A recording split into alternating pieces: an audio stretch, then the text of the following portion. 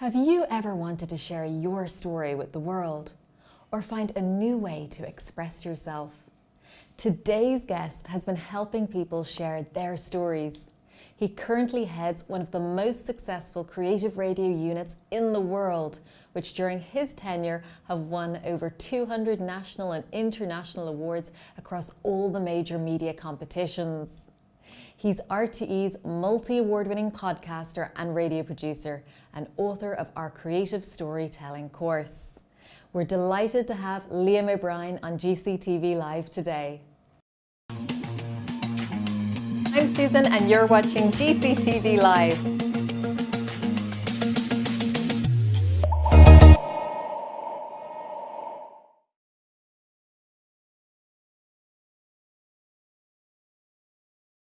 Thank you, Barcelona.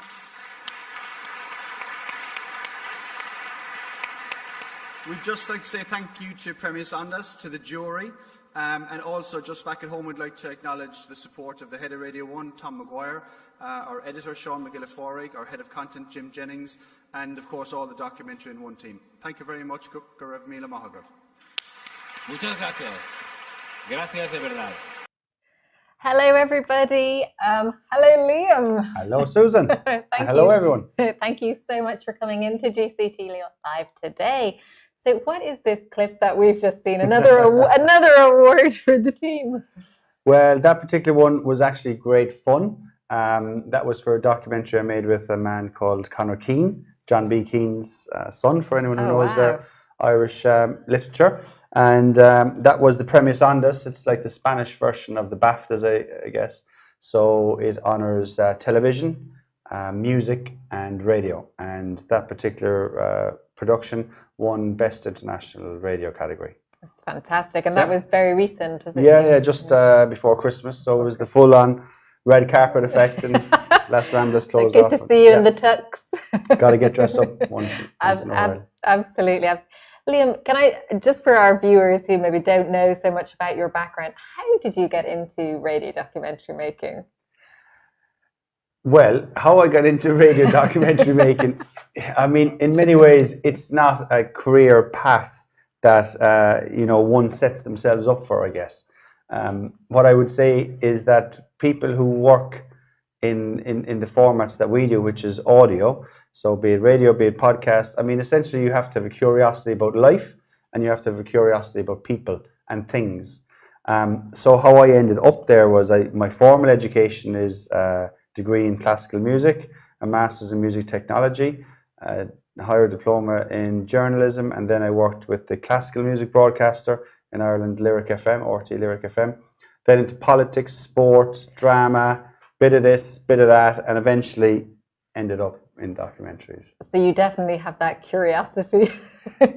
Yeah, I mean, you just have to be fascinated by the ordinary. I think that's the thing, because there's so much of life passes all of us by. And there's always extraordinariness in the ordinary. Yeah. So that's what every story is about. Every story. And has there been any particular story that stands out for you that you've worked on in the last few years? Yeah, I mean, in a way, every story stands out for you because certainly the way I work, or that I work in the team that we work with, we're selective. So we're always looking for great stories. So, I mean, I think it's probably more valuable for people tuning in.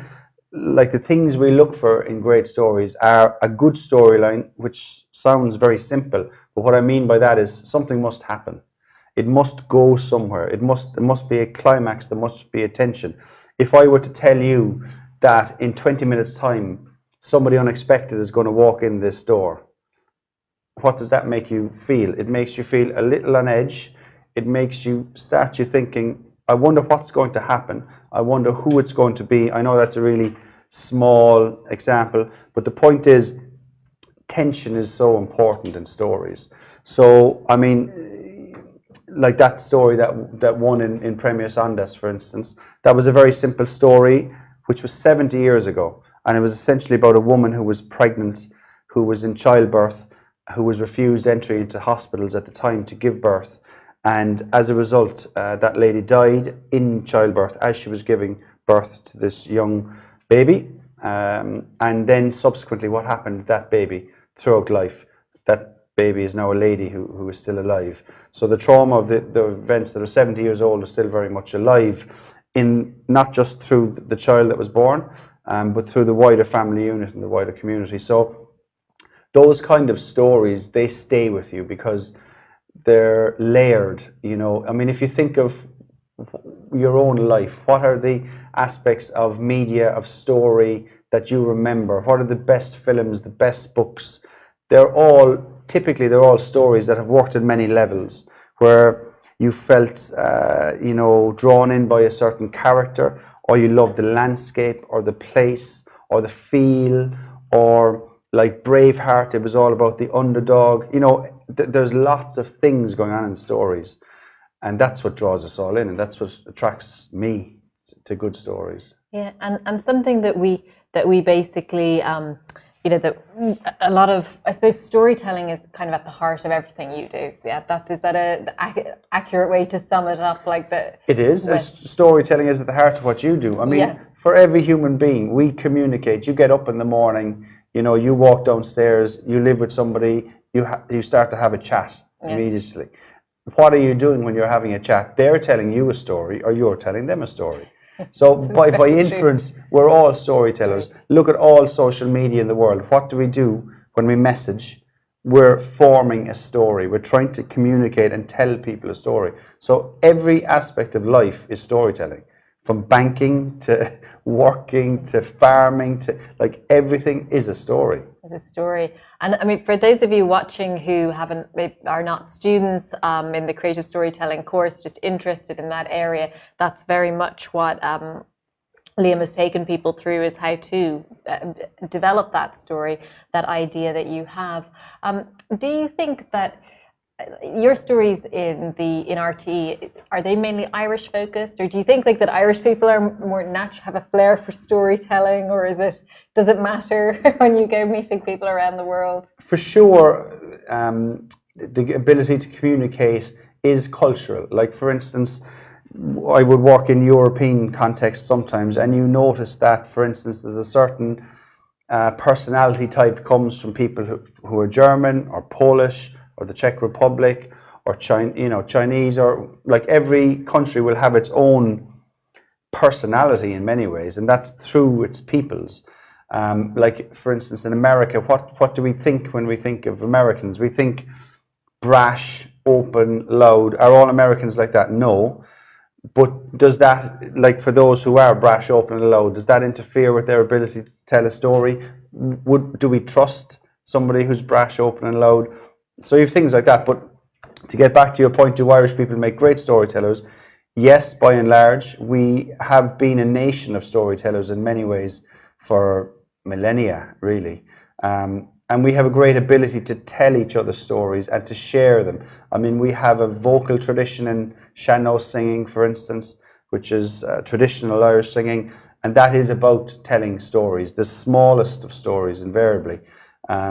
And even in terms of the work I do, the stories that travel the furthest, that win the big awards, that are listened to all over the world, they're always really small, what you might term local Irish stories. But of course, when something is local and when something is small, that allows anyone really to relate to it. You know, so every story is about, if I'm a listener or a viewer in a film or whatever, like, what happens when I consume the story, when I go to see a film, when I go to see a documentary, a lot of the times, unconsciously, you're relating yourself to characters on screen. So you're feeling sorry for somebody because something happened to them, you know, because you're thinking, if that was me, if that was somebody I loved or somebody I know, or you know, sometimes we watch films and I come out of a film, for instance, and I might say, I know somebody like the lead character. I know you don't talk like that necessarily, but like, this is what we do. We imprint ourselves on stories, and invariably the stories that stay with us are the ones that we feel most closely connected with. And what do you think is some of the magic of this audio-only medium that you're working in? So you're telling the story, but only in sound. Yeah. You know, what do you think makes that more special maybe in some ways than video? Well, I guess, traditionally television was always seen, or perhaps is still seen, the world of screen. So that's film, the big screen, television, now online in terms of Netflix and the various other media. Essentially that was seen as the place to communicate. Certainly since the mid-1960s. But before the 1960s, there was no big screen. Yeah. Radio came in roughly 1921, and essentially, like through a world war, like through these huge world events, people hung on every word in the radio. And to this day, that's still where the magic can happen. In television, you have, I would say, three ways of telling a story, which is you have the image, you can place text on the screen, and you then have the spoken word. So as a producer, as a doc maker, as a creator of content, if I'm dealing in film, I have three layers to my storytelling. In audio, you don't have that. You have one, which is audio. Now, you could argue you have sound, as in sound and music, and then speech. But actually, it's still only the one thing, and it's all consumed through your ear. So, whereas television, you watch and you listen. So, even like you see it now in audience patterns all over the world. Generally speaking, say something big is happening in Europe. People are watching an unfolding story on the news. What happens when they're watching the images as they unfold, be it a bombing, be it a jihadi attack or something like that? They're tweeting as they're watching. So they're not fully tuned in. I would say they're glancing and coming back, and that's just a way that has happened. Whereas in audio, quite often they will get locked in. I mean, when our content broadcasts on the radio, quite oftentimes we're able to measure its success by the absence of social media as it's airing, because it consumes somebody. So interesting. And you only then want to vocalize or leave everybody know what you thought about it afterwards. But actually in that moment, you're not being distracted. You don't want to be drawn out. Now, of course, the producer is all about, you try and create this world to draw somebody in. And once you have them in, you try and lock them in. It's like that good film in a cinema, and you just sit there for a defined period of time. That's happening less and less in life, really. Yeah, I mean, it's so true. I don't know if our viewers agree, but I know for myself, if I can get locked into something for half an hour, it's just such a relief. You feel like really good after it. You just feel like your brain has had a bit of a quiet time, as opposed to this constant stimulation everywhere. And time just passes by in good stories. Yeah. I mean, I was looking at some of the stats on your podcasts, and it's incredible that it's grown. For you guys out there, the podcasts are being downloaded about over 1 million times a month. I mean, it's an incredible success story coming out of Ireland, that these stories are resonating with people right around the world. If somebody was interested in getting into podcasting and documentary making, what do you think would be maybe one piece of advice you could give them? What's the biggest mistake you see people making when they try it out the first time for themselves? Well, I guess in terms of content creation, be it for podcasts, be it for radio, be it for film, I think the biggest mistake I would see people making is they're choosing content, they're choosing stories essentially, which they feel other people are interested in. So that might be their bosses if they're in an organization, that might be their perceived audience, that might be their peer group, but it's not them. And that's the single biggest mistake. If you're not interested in a story, why would you then think that anyone else is? So interesting. So my marker is always, does this essentially tickle my fancy? Yeah. Am I going to be excited about this? Even the simple question of, do I care? If I don't care, why should anyone else care? So in story choice and story selection, my initial guiding prism is, do I like this? Do I care about it? Am I curious about what will happen? All those really simple questions. And to answer your question, to get back to the start of it, so in story selection, the best stories for anybody, if people are looking for a tip, invariably are always directly underneath their nose. They're in their lives, they're in their peer groups, they're in their families, they're in the community they live in. Like if I wanted to, you know, we often, or you will see how many programs at the moment are currently in production all over the world, be it podcast, documentary, TV, whatever platform, Netflix, on climate change, for instance. It's a story of our time. Yeah. How many are in production? I'm guessing there's hundreds. How many of those will have an impact? How many will people care about? You know, every time you ask a question like that, you're reducing down your audience. If you can find one small singular way into a story like that from your community, from in your life, well, then you have an opportunity to get at this really large audience. You know, so the smaller the story is always invariably the stronger the product. That's a fantastic tip. I hope you're all listening closely. I see that Anita has joined us from South Africa. Hi, Anita. Lovely to interact with you. She's on our creative storytelling course. Stay safe in that storm. I hope it's not too bad there. So, Liam, I wanted to ask you that, I mean, the podcasting is just growing, isn't it? Just massively. It is. As a thing. Do you find that that there's a huge difference in terms of when you have people who are listening to it as opposed to on RTE radio in Ireland or listening to it online? Is there any, do you change anything for that, or is it more just it's the same output? No, I mean, the way our model is set up at the moment is we are a radio documentary strand based in Ireland. We're part of the public service broadcaster. There's a team of 6 of us, and our primary, our job is to make content for Ireland and its diaspora. That would be our public service remit. But when we tell a story that goes on the radio, we tell it in such a way that it can be consumed by anybody in any part of the world. Would we have done that 10 years ago? No. So we would assume all this knowledge. So what I mean by that is, if I say to you, I mention a part of Dublin like Tallaght. In Ireland, there will be a lot of assumed knowledge. We will have seen maybe mentions of Tallaght on the news. We will have our own opinions about it is. Geographically, we know kind of a rough idea. Will somebody in South Africa, for instance, Anita? will Anita know where Tallaght is?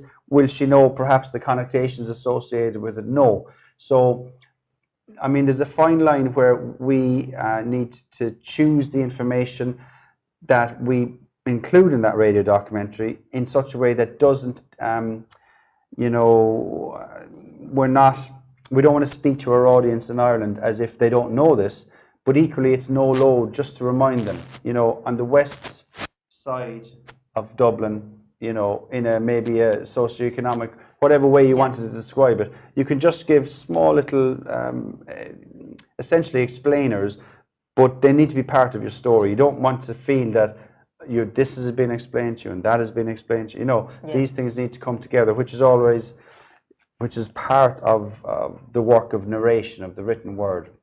But in general, to answer your question, assumed knowledge is the worst. So we don't ever assume that anybody anywhere knows anything to a certain extent. Yeah. And that way, when nobody is going to be put off necessarily by being explained something. But what's really off-putting is if I assume that you already know about James Joyce. Yeah. And you've never heard of him, or you don't know who he is. And so it's immediately what happens to you as an audience member is you're being distanced from the product. Like it's like being in a conversation in a pub or in a school or something, and you hear a group of people talking about something, you don't know what it's about. Yeah. So what does that do? I mean, that pushes you away from the thing. So we want to be pulling people in. So, yeah. You've obviously been very good at it. Giles on Twitter has asked, how do I know if my ideas for a story are any good? I think this is probably a question you get asked a lot. Yeah, so... Thanks, Giles. I mean, obviously it's hard to answer questions like that without knowing the ins and outs, but what I would say is is there a start, a middle, and an end to your story? That's a very simple way of looking at it. Does something happen in your story? So does something change? What I mean by that is, does, for instance, a good person become bad? Does a bad person become good? Does a sick person become well? You know, does anything change? Or if it doesn't, well, I would be saying, you know, I think of stories in terms of a heartbeat. They need to have a beat, or else they flatline. So it needs to have, all stories need to have an inherent energy, and they inevitably get an energy from going from point A to point B, and something happening in between. So that's a general kind of, you know, other things that will excite your story are mixing up your timelines. So every story, or the perfect story, should have a past, a present, and a future. So if I'm going to tell the story of Susan, it's who were you, who are you, who might you be? And if I start mixing those up, immediately I'm exciting the storylines. So I might start with you today and then go back 20 years ago. Susan never thought she'd be sitting here talking to the audience because of X, Y, and Z. You know, it's how you structure it, but you must excite your storylines.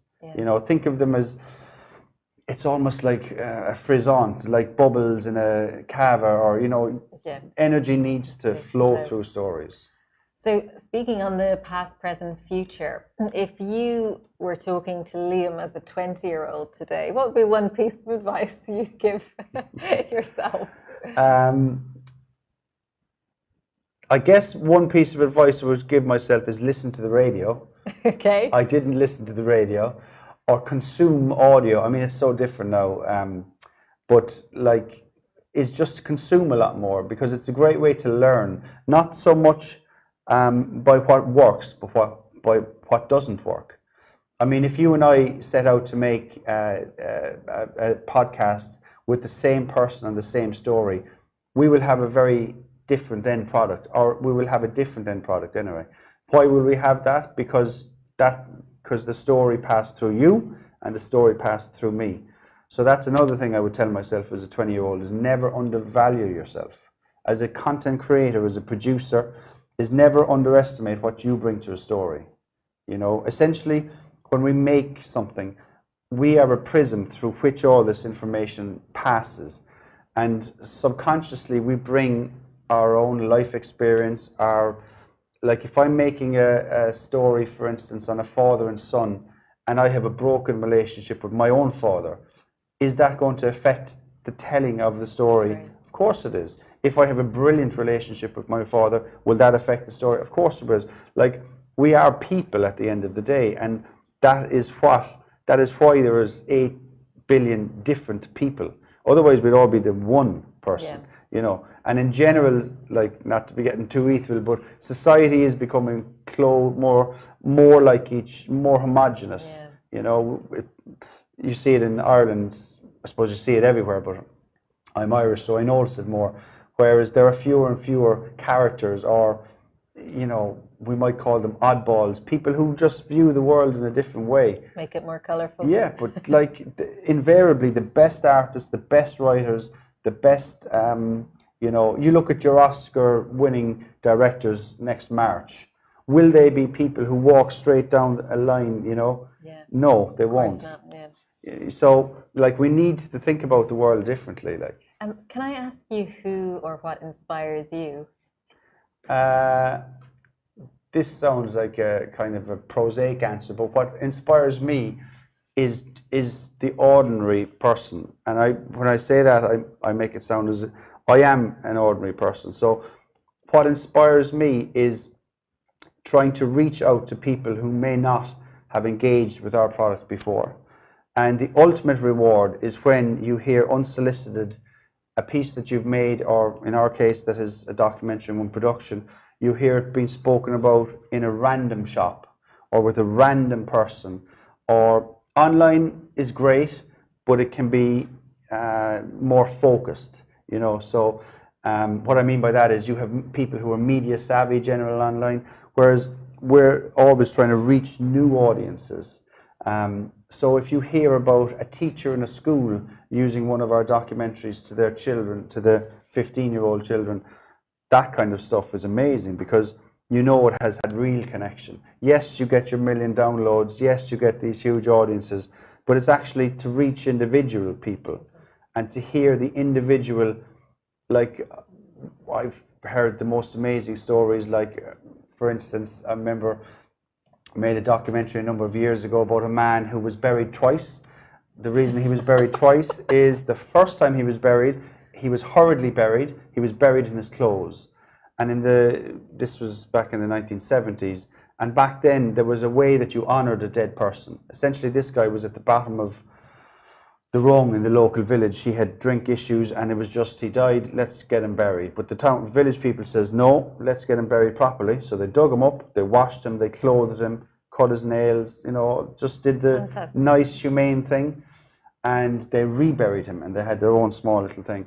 A couple of years later, a lady told me that her mother was dying, her own mother was dying, and she was in her 90s, and the family gathered in around her in the room which she was in the nursing home, and the radio was on in the background, and this documentary was playing. And the last rites had been given to this woman, which means that she was blessed and she was about to die, essentially.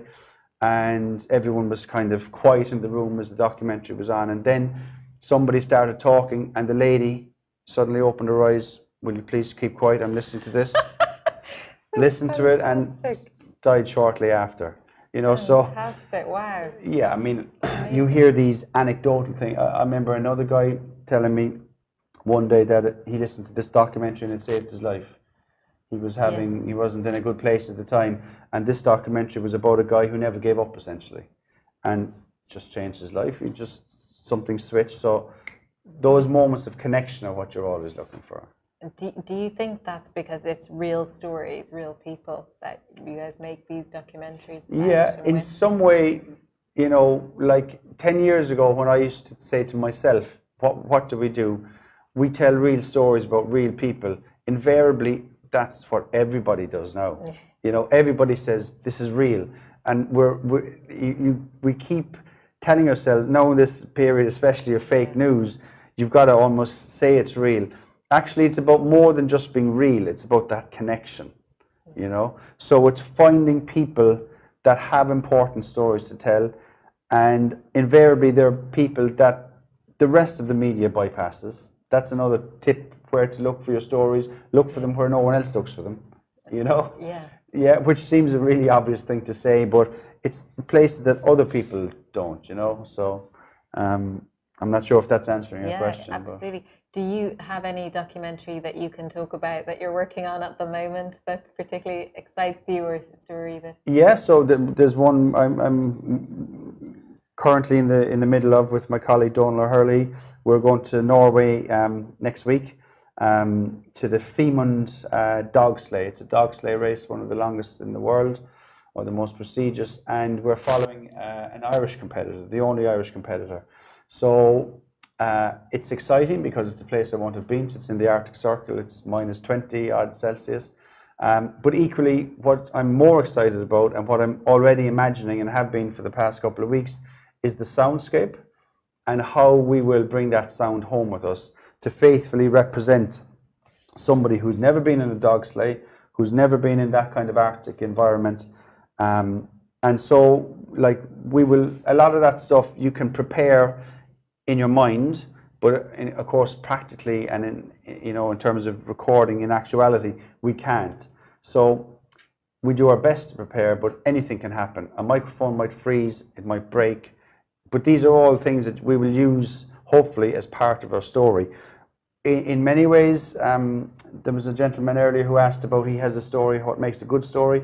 This is a case in point, Giles. What are we going to do? We're going to find out. We're going here to find out, will this competitor, will she make it to the end? Yeah. So straight away we have attention. We have a start, which is the start of the race. We have the past, which is all her getting prepared. We have the present, which is the race, and we have the future, what's going to happen. Will she win? Will a dog get injured? Immediately you have jeopardy. Immediately you have a reason for the listener to keep listening. No, we will go there, we will record it, we will know what happens, obviously, by the end. What we then need to do is, in our mind's eye, when we come back and start making that, is to present that to the listener in a way that is faithful to the excitement that we lived with. You know, sometimes you come back and you forget that actually on day 3 we didn't know whether we should keep going, or, you know, you forget these things because your time moves on or whatever. But so you try and keep that, it's not innocence, it's just an unfurling of information. And then of course we will be looking to where do we best excite the story. So for instance, we might start that documentary 20 minutes from the finish line. I'm just saying as an example. We may not. It might be the last morning of the race, or so immediately you have a clue. Well, she got that far, but did she get to the thing? Or she was in second place, is what we open with. 40 minutes later, did she get the first? You know, there are ways that you. I mean, the cynic watching might say. Nobody, none of our viewers are cynical. Might say that that's manipulation. Yeah. You know, but. It's not manipulation. What our job is to do is, as audio storytellers, essentially, as producers, as documentary makers, call yourself whatever you want, is to place the story in the best possible way that connects in the best possible way. Yeah. Yeah. Whilst also, when you make a documentary, you document. First and foremost, you document. You don't make stuff up. But that doesn't mean that you have to unfurl that document in a linear fashion that is faithful to exactly, this is day 1, 0, minute 1, you know. Now, it may well be the case that this race is unbelievably exciting, and literally we just it starts and when the race starts and finishes when it finishes. But other things can happen in between. For instance, in this particular instance, we've already done a lot of recordings with the extended family who are all Irish, so they will definitely come in and out. They will give an insight into the character of this lady in the dog sleigh. So when do you want to leave an audience know what kind of woman is this? I mean, the very fact that she's doing a 650-kilometer dog sleigh gives you some idea of her character. Yes, but certainly does. equally, if I hear an analogy of, you know, when she was 6 years old on her first swimming lesson, she ran away screaming. You can see how somebody's life has changed. Then you're wondering, when did that change happen? How did it happen? They're the things that are used in documentary making in terms of the fabric of the story. Yeah. It's fascinating. Any idea when we might be able to hear that documentary? Hopefully early June. Early June, okay. Early We'll June, keep, July, we'll something keep you like guys that. posted on this channel about when that comes. Something else somebody else had asked a little earlier, Liam, was the documentary that won the award in Barcelona, the big award.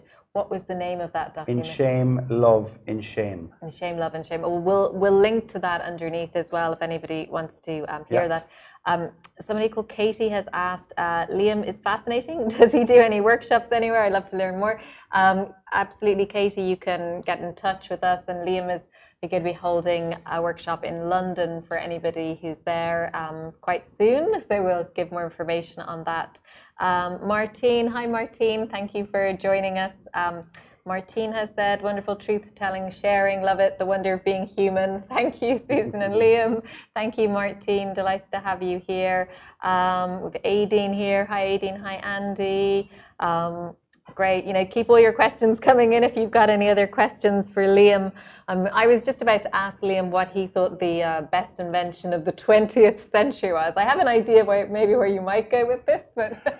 Of the 20th century, I'd probably say the microphone. So it's going to be sound related. Yeah, or actually, it's not the most obvious one, but headphones.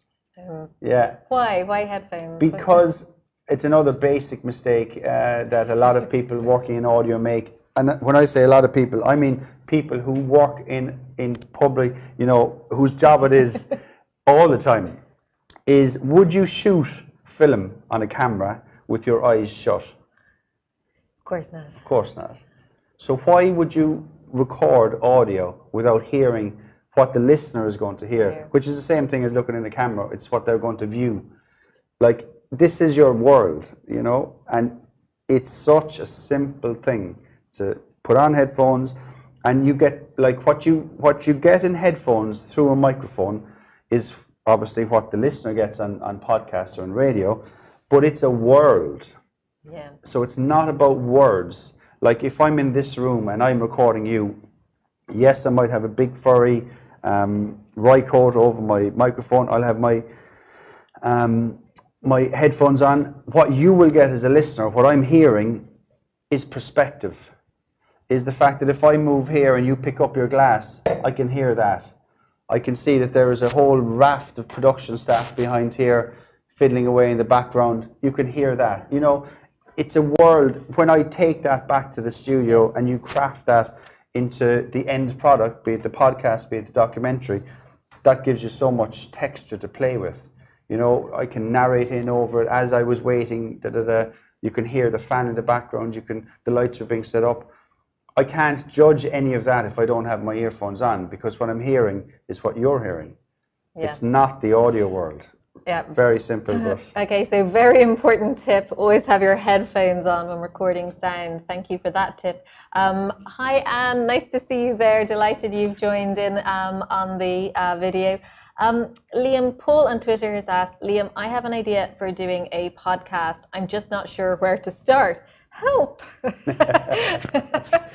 well, I think there's a question in there. There is, and it's going to sound like a really obvious answer, Paul, and you're going to possibly even consider it stupid, but the only place to start is to actually start. Stop thinking about it. Yeah. You know, tomorrow, whenever the next day that works in your schedule, just start recording. I mean, quite oftentimes we will start a documentary, or I will start a documentary, where I know that there is a good story or the seed of a good story, but I'm not quite sure where it might go. There is little point in thinking about where it might go until I actually go into the story. You know, if you're, I don't know, is your podcast an interview series? Is it a story-based series, a documentary, a topic-based series? I'm not sure what it is, but irrespective of what it is, to know where it might go, you need to start. I know it sounds so simple, but I would be just saying, next available moment, just start recording. And as you start feeling out your story, your topic, your guests, whatever it is you're at, things will become a little clearer for you. You know, you can begin to put a shape in it. Yeah. So get started. There you go, Paul. That's the piece of advice. Just do it. I think, yeah. I mean, what happens when you have people? Have you had this situation where people have started doing a podcast or a documentary, and they really put a lot of time into it, and then it just gets to a point where this is going nowhere, and there's a very either difficult conversation, you as the producer, or a difficult moment for the person making this documentary, they'd be better to maybe stop and do something different. Yeah, I mean, I guess we're in the fortunate position where it's my full-time job, so I can give it more effort, I guess. But in reality, every story has a certain, I would say, number of elements which must be in it for the story to succeed. So, for instance, what I mean by that is, say we go to Norway next week making this documentary, and even though we've been in contact with the competitor, for argument's sake, just say she says, start the race, I'm not going to talk to you, I need to keep focused on the race, for instance. What do we do then? Can you make the documentary without your main character, for instance? Very unlikely. Now, we might try it, we might do something, but realistically, what I'm saying is there are core key elements to any podcast, audio, film, whatever it is, and without them, I would say you can't proceed.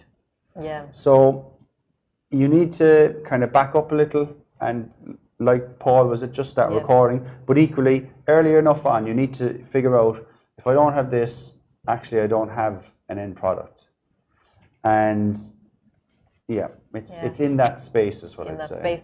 You reminded me, we were doing a vlog a few months ago on most of the filming for the vlog was at this karting track, And when we got there to do the race, it was a drag race with a literal drag queen and somebody else. And the guy who ran the track just said, "Oh, actually, no, I don't want any filming here today." They're filming on the cars.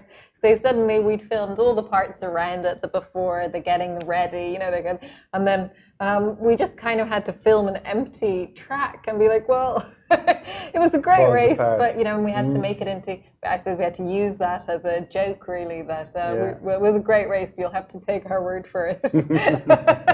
But, you know, he won, but I guess it's also maybe being creative then, how you use that content or, you know, how you go forward with it. I guess, I don't know if you have any more questions. I know we've been going for quite a while now. And I don't want to keep Liam too much longer. So if anybody has any questions before we wrap it up here, please do let us know. There's been some great tips in there from Liam about getting started with your own podcasts and documentaries now. So I don't know. I mean, if not, I'm going to ask Liam, if we credited your bank account with €1 million right now, and we give you a mobile phone and 3 minutes to spend it, what are you going to buy? Oh, what would I buy? I would buy time, I suppose. Time, okay. 6 minutes? Yeah. I mean, look, like one of the kind of amusing things about radio documentary, and it also goes back to that earlier question of that 20-year-old, quite oftentimes there's a sense that if you have the best of gear, the best of equipment, the best headphones, earphones, mixer, desk, Pro Tools, all the gear, you know, could I spend £1 million on gear to kit out a studio? Absolutely. Will that make a better story? Not a hope. Not a hope, yeah. No, you know, so, I mean, it's a hard question. Like, what I would love to spend £1 million is on marketing and challenge, you know, in our case, just get our stories out to an even wider audience, yeah. But, yeah.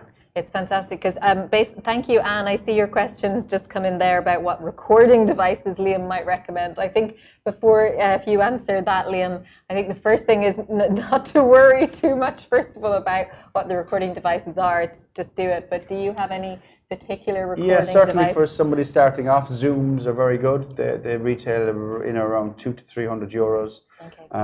There's a new sound devices unit. I can't remember the name of it, won't come off the top of my head now, but it's roughly around €650. It's a newish one, and that's professional. Zoom is professional standard, but this is an even higher one.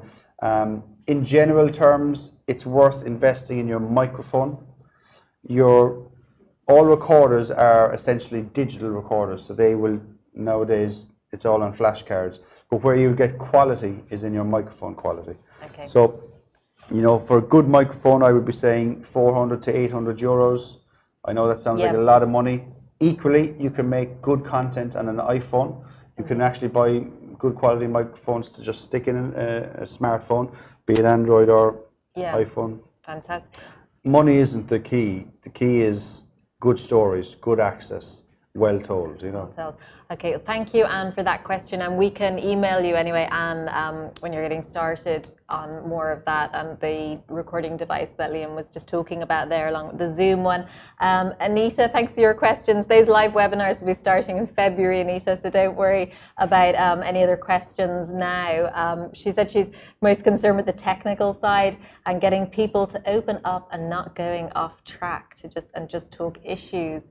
I mean, I think that's a really interesting point that Anita is bringing up there about getting people to open up and not go off track. Maybe we just finish with this. Would you have any advice when you're sitting down with somebody recording? Like, how do you get these? Get people to open up and stay on track? This isn't the microphone, but if this were a microphone, this would change the relationship between Susan and I, because this microphone allows me the permission to ask you actually anything. Yeah. Now, you're within your rights to say, I don't want to answer, or not answer, or be shocked, or be disgusted, or whatever. But in terms of Anita's, how do you get people to open up? You get them to open up by asking them questions which will open them up. Again, very obvious, but it will take, they're not like, when we're recording people for our documentaries, you're asking people sometimes about the deepest, sometimes darkest aspects of their lives, of what happened to them. That is not normal conversation, you know, that you would have in a social environment, be it anywhere on the street, in the shop, in a pub. But the microphone allows you the permission to ask, and of course, you will more than likely have already engaged with this person, arranged to meet them. They know why you're meeting them. You know why they're there. They know why you're there. So they're expecting to be asked. And oftentimes we find people have been waiting their whole lives to tell these stories. They've never been asked because they're the small stories that others have bypassed, you know. So again, a very obvious answer in terms of opening up is just to ask them. The best questions are the smallest: how, why, where, what, really, you know. So you're empowering your interviewee. You're not, a simple mistake is people tend to get excited in an interview process when they're the interviewer, and they will ask maybe 3 or 4 questions wrapped into one. I'm the interviewee sitting at the other side thinking, what exactly is it that they're asking me? Whereas if I say to you, what's your name? Where are you from? It's also, you know, you're cornering somebody from a producer, interviewer point of view. There's no way out of that question other than, like, it's like dealing with politicians.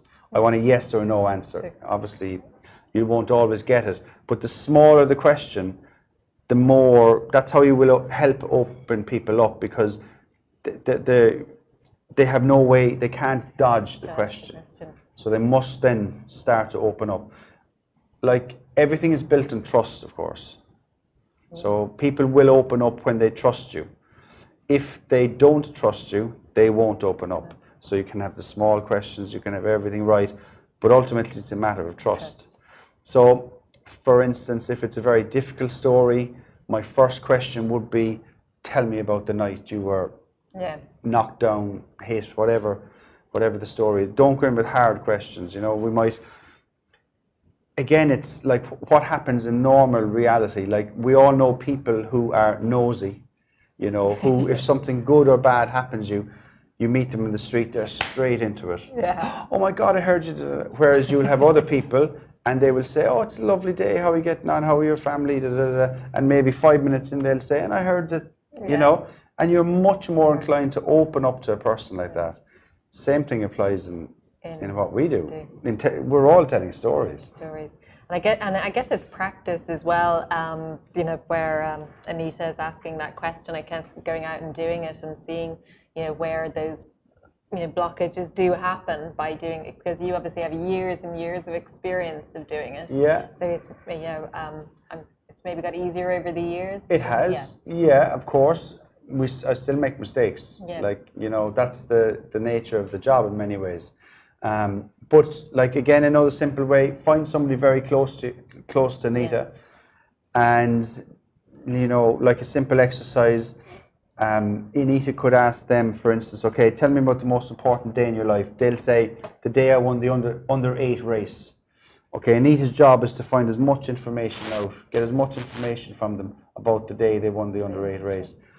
And they'll be able to tell her, well, you didn't ask me what I did that morning. You didn't ask me what happened when I went home. You know, you can help yourself just as a random kind of exercise. That's a fantastic tip, Anita. You might want to try that and let us know how you get on with that exercise.